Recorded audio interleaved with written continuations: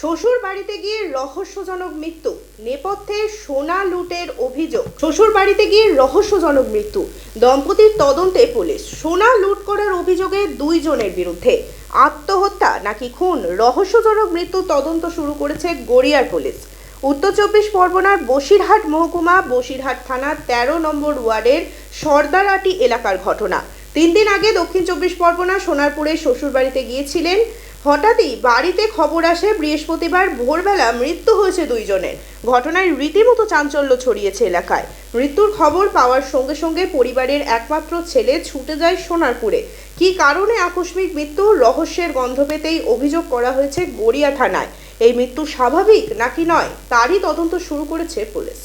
ওই শ্বশুরবাড়ি ছিল, ওই এখান থেকে সব গেল, ওখানে ছিল থেকে তারপর ওখানে যে কী হয়েছে তা জানি না। তারপর কি শুনলেন?